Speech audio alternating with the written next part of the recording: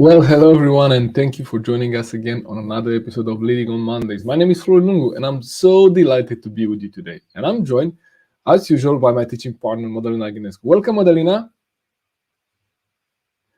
I think you're muted.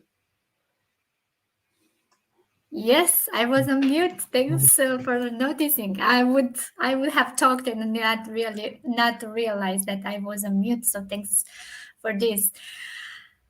What I wanted to say is I'm so excited to be here again with you in our leadership on Monday, which is leadership mindset shifts. And today we are going to continue our series with the abundance shift from maintaining to creating value. And I think that our guests will have a lot of questions to ask about what is maintaining, what is creating value. So, can you tell us just a little bit about what is in this topic? What is maintaining? What we are referring to when we think about maintaining? Sure. Thank you for that.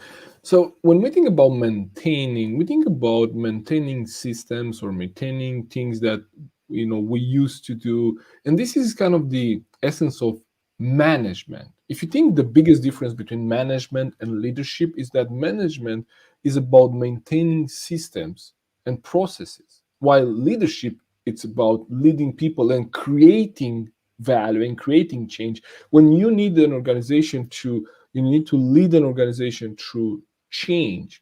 Well, you're not going to hire a manager. A manager can take over that organization while after that has been through the change and maintain it there, right? And the challenge with maintaining is because it's based on conditions and circumstances which are stable. So in other words, for something to be maintained in a certain way, the market conditions, the prices, the currency, the inflation has to be stable for that to work, right? So what are we saying here in today's world? In order to solve the challenges of today and the challenges of tomorrow, it's impossible for us just to hope that maintaining or doing the things that we've done up until now is gonna solve the challenge of tomorrow. We say that what has helped us to reach this level is not gonna take us to where we need to go. Right? What we learned up until now, it only took us to here. In order for us to get from here to where we want to go, we need to get better. So that's when we want to shift our mindset from not from maintaining, right? For example, if you just look at social media in this case, like many are focusing on maintaining their following on the platforms like Instagram, Facebook, and LinkedIn, which are, if you say, all platforms. Others are creating value on new platforms like TikTok and taking everything, taking everything by storm. Why? Because they're creating value, and they're creating value where attention is right now compared to others trying to maintain their following in those areas. So when how this applies to leadership and our organization is like we have to identify what are the things that led us to today, what are the things that are working. Of course you could maintain those, but it's not the best strategy to hope that will lead you to where you want to go. So shifting from focusing on what worked up until now to creating value means rather than us trying to get a bigger piece of an existing pie, let's bake some more pie, right? So that's why we call this the abundance shift, because it's not a limited number of you know employees or employers or customers in this world. We can create different streams of value. All the things that we use today didn't existed. Like think about Netflix, think about Spotify, think about Uber. These are new streams of value for customers and for the organization, which didn't existed before. So that's kind of the mindset shift we want to make, right?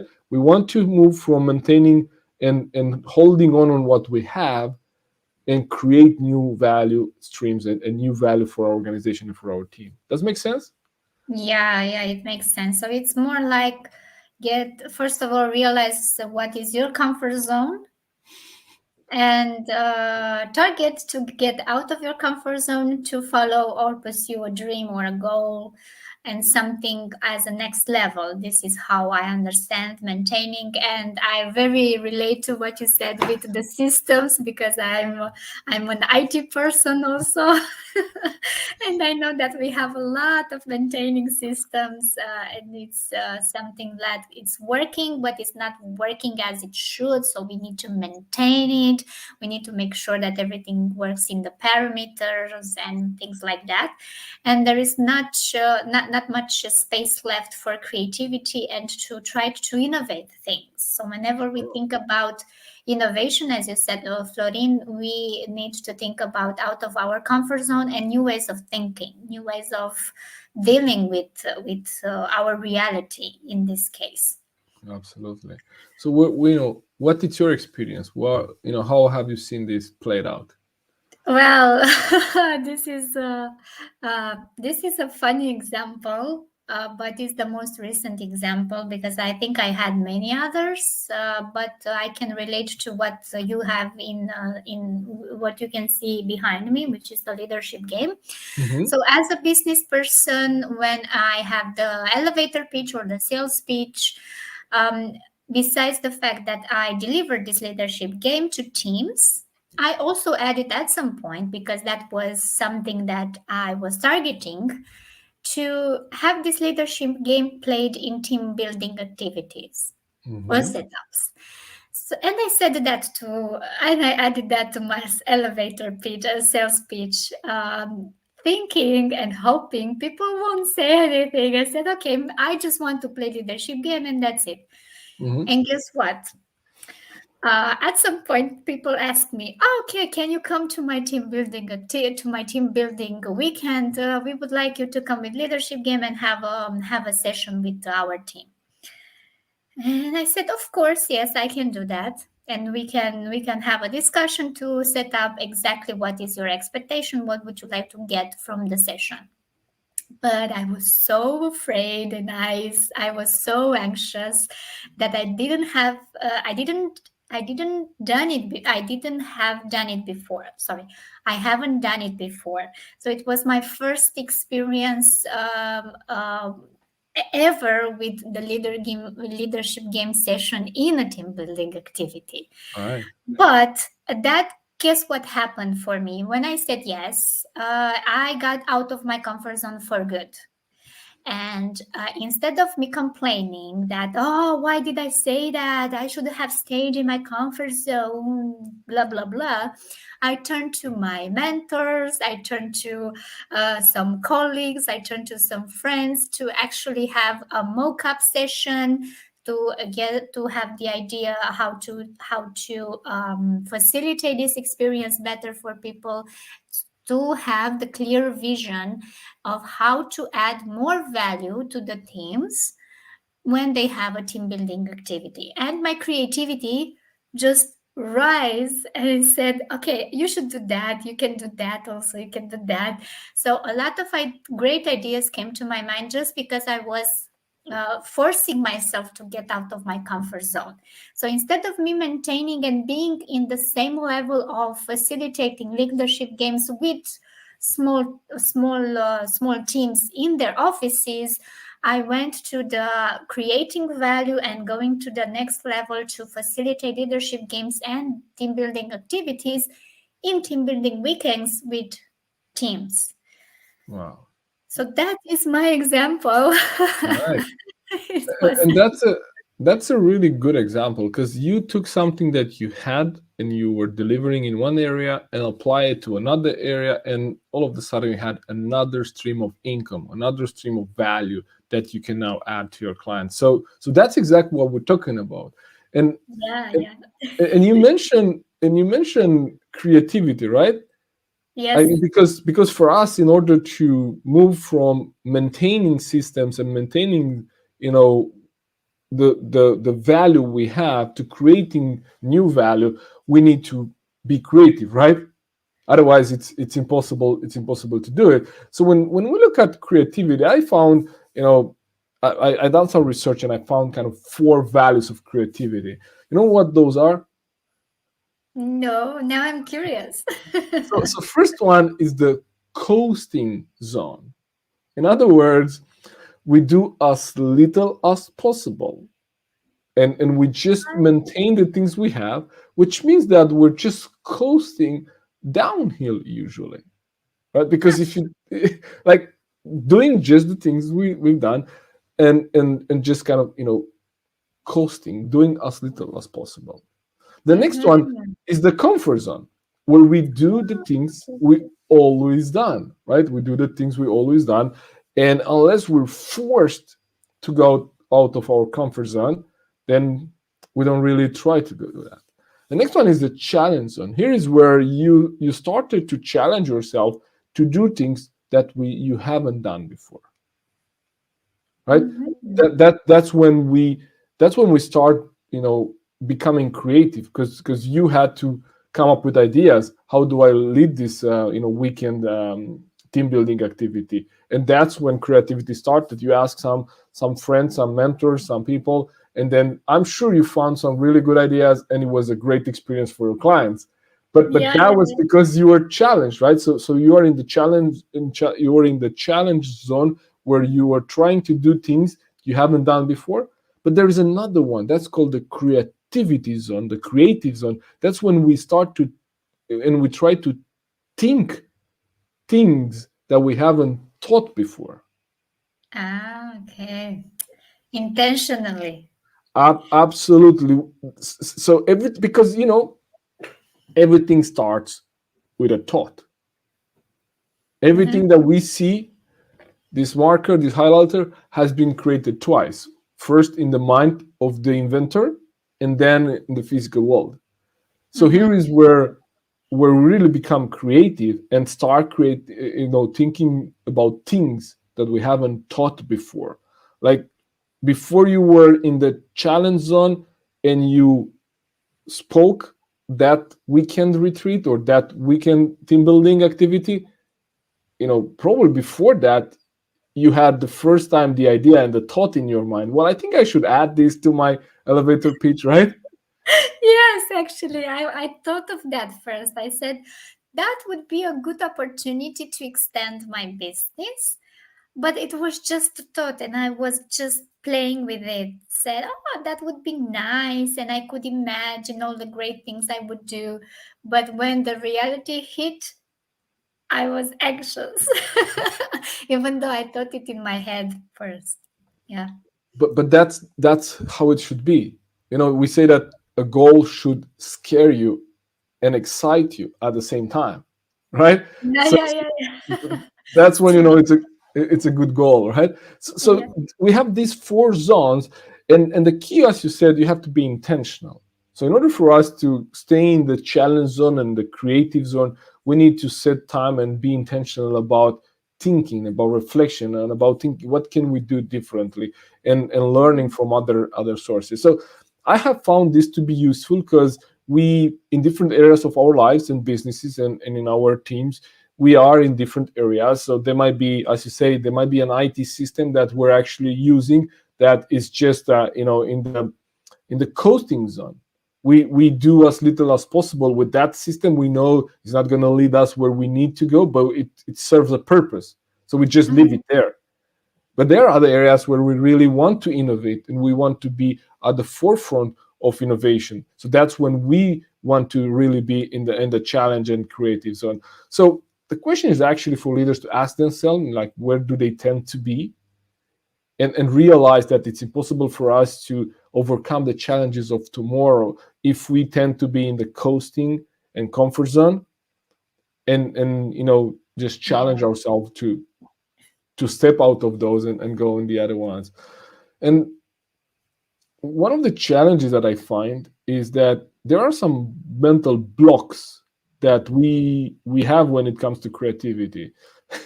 And one of them is, for example, um, I like to find the right answer, right? So before we do anything, before you even thought about that weekend, team building activity, you say, well, let me first find the right format for that, and then only then I'm going to actually talk about that. And we know this is a mental block because there is no one answer. And then we know there are many ways to do the same thing, and there are so many solutions out there. There is no one answer. So if we expect to be the right answer, that holds us back from even trying. There is the thing saying, well, that's not logical. Like when the idea came to mind, probably the first time, you could have said, well, Madalina, that's not logical, and we just dismiss that, right? but Yeah, but we yeah, know that the biggest creativity uh, you know leaps that we had as a humankind were actually against logic. Like all of these things, that all the creativity that we use in the past has actually defeated logic. It was not logical before we all use it. Like it's not logical to actually have everything in this device. Well, okay, everyone use it today. Doesn't matter if it's logical or not.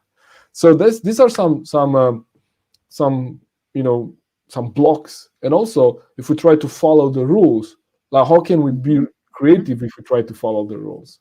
So I have found that there are these four zones and these three blocks that usually keep us from becoming creating and making this shift to create more value. yeah. It's important. I really need to take notes of what you said, especially with the four zones and the three questions, the three blocks, actually, the traps that Yeah, our mind comes up with. Because I noticed every single moment of my life with these traps and blocks that you mentioned.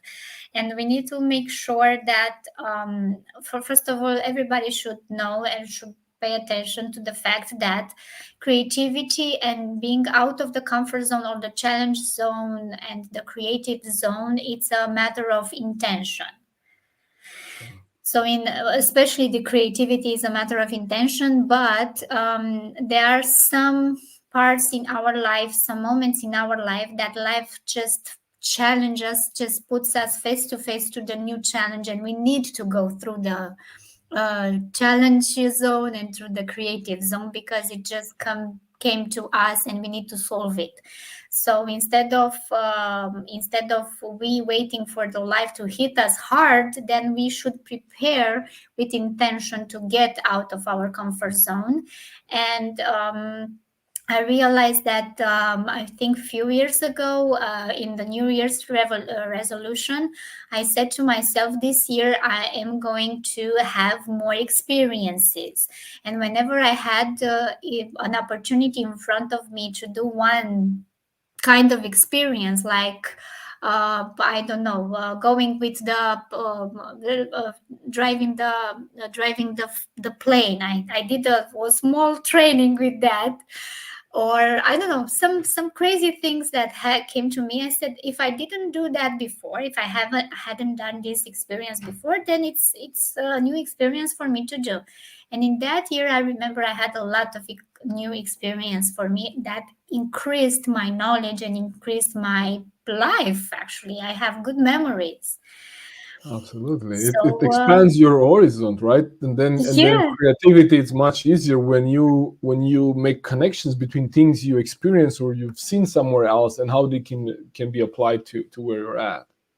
Yes. Absolutely. Yes, but it's just a matter of habit. You need to do this intentionally.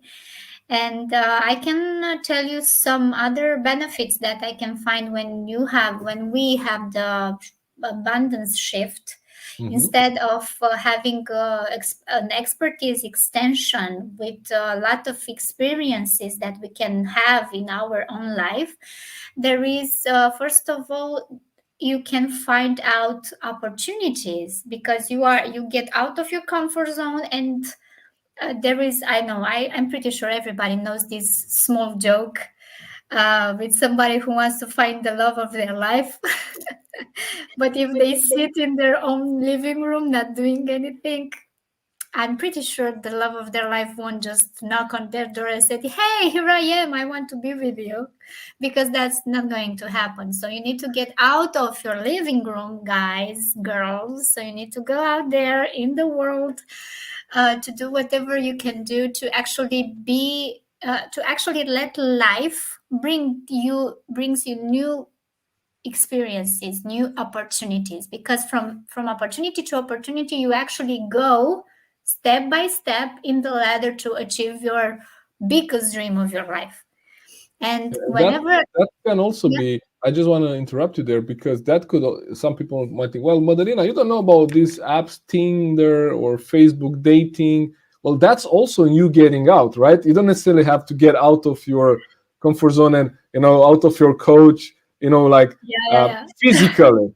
You getting out, creating a profile, putting yourself out there, it brings you opportunity, because yeah. someone could challenge you on that. Madalina, I Oh can yeah, see good you're old point. fashioned. Good point. Good point. Yeah, sorry for that. Good point. Yes, but I said in my defense, I said not doing anything. Exactly. Which, No, if you create your profile, that means doing something at least. exactly. Yes. So Being it's intentional, being intentional, and being on the app, and being on the network. I don't know, reaching out to people. So yes, absolutely. Sorry for interrupting you, but I think yeah, that yeah. was It's a a good. good That was a good. That was a good. Because sometimes we're attached to the way to reach out. So if we don't go out physically, then we don't go out at all. But you could do different point. things. Like, that's creativity as well.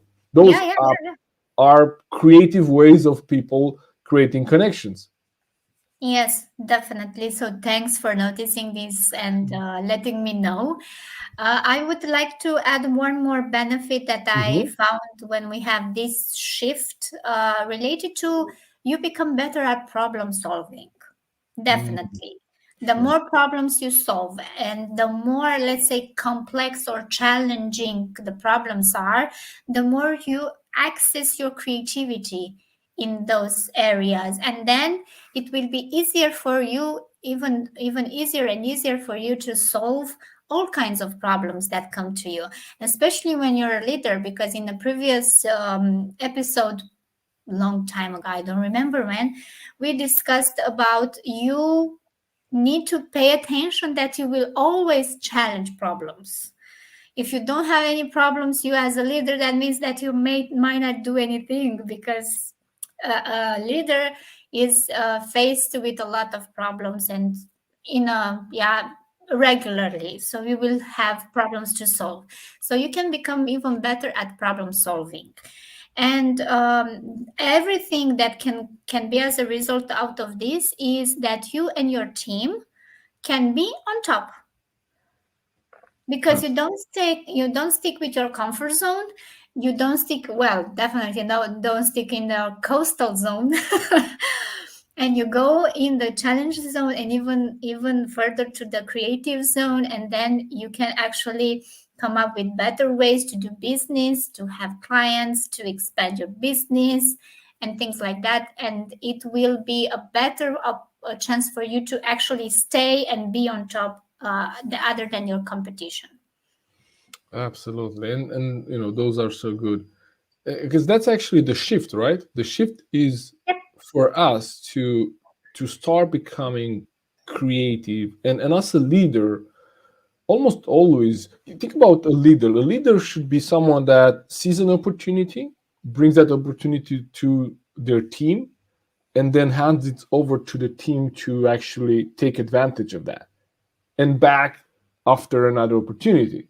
So, with that kind of mindset, of course, we're looking at new ways of creating value for our team and for our customers, and we're not necessarily focusing on maintaining what we have, because this is the essence of life.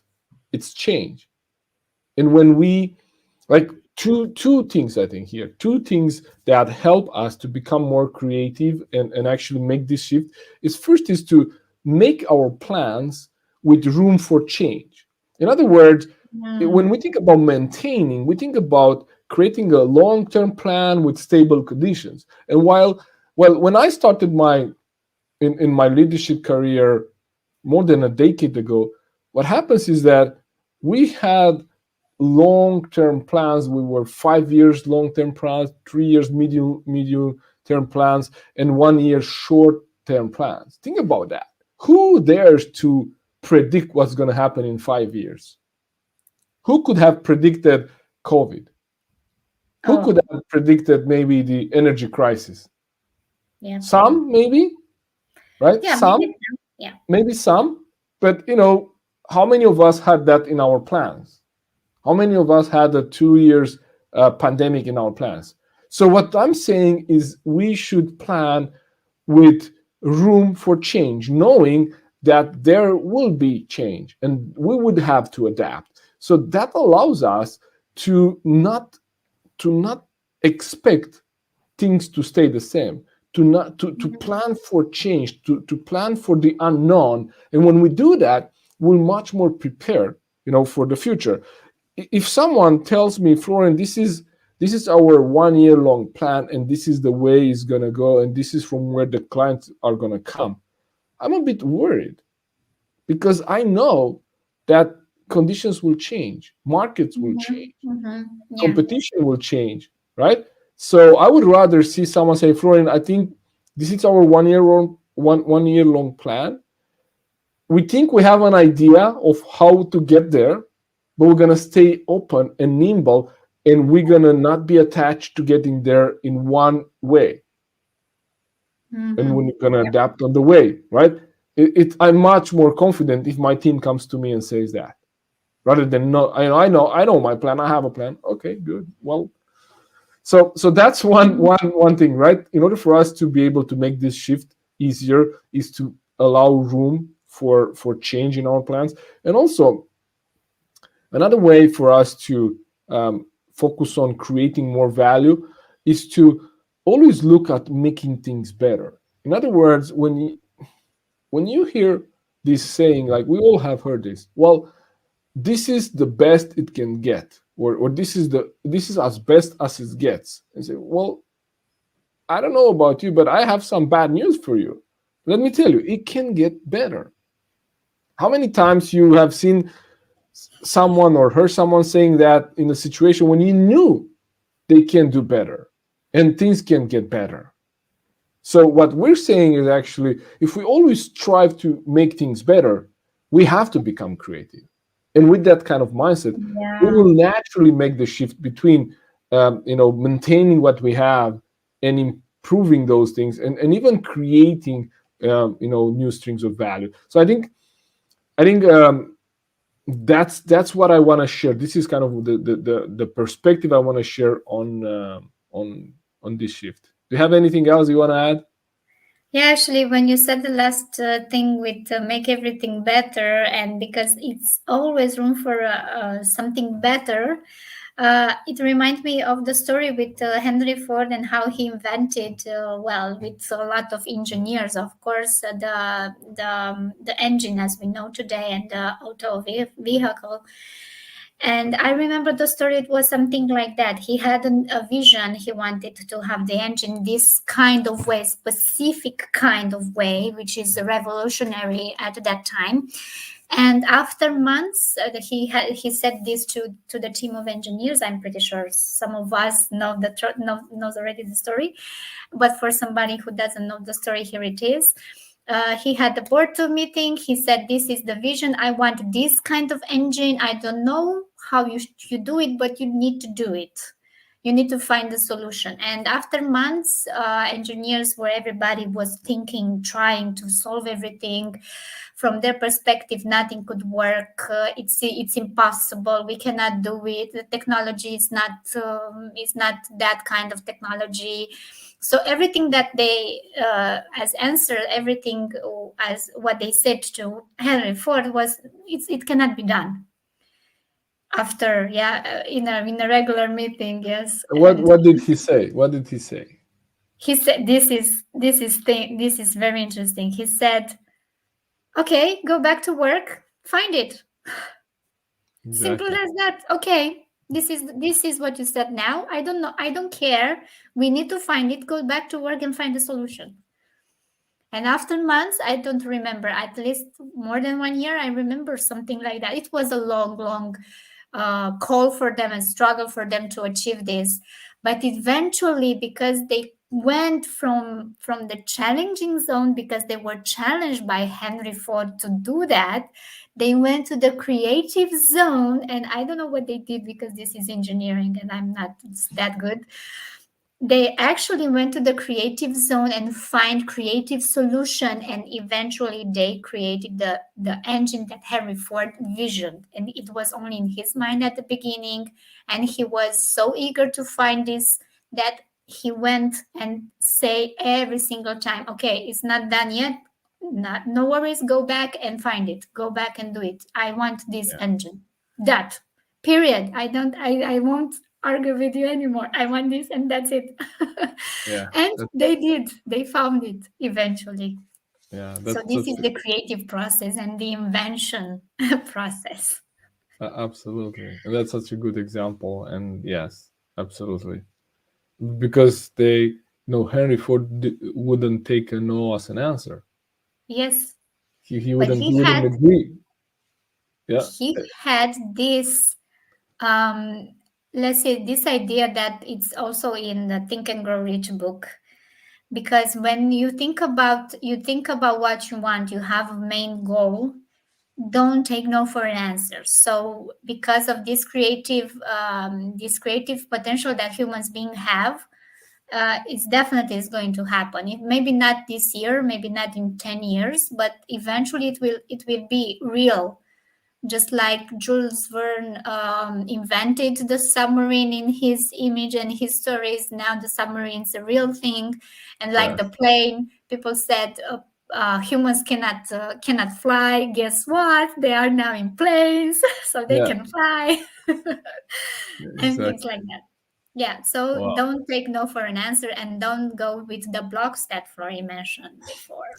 Yeah, Pay and attention. luckily this is recorded, right? So we can get back to them, because sometimes I say things that, well, I never said it this way. I know that it was something that I used before, and I coach people through, but I didn't say it this way. So I'm glad this is recorded. I'm gonna go back to the recording myself too. Good, good. So speaking about recordings, or speaking about our episodes, so we are looking forward to have another another subject with you related to leadership. Next time, we are going to talk about ladder climbing to ladder building, and is the reproduction shift. So this is the team Absolutely, we have for next session. absolutely. I'm looking forward to that, and shifting from developing ourselves to developing people. I think that will be really really interesting conversation. I look forward to that.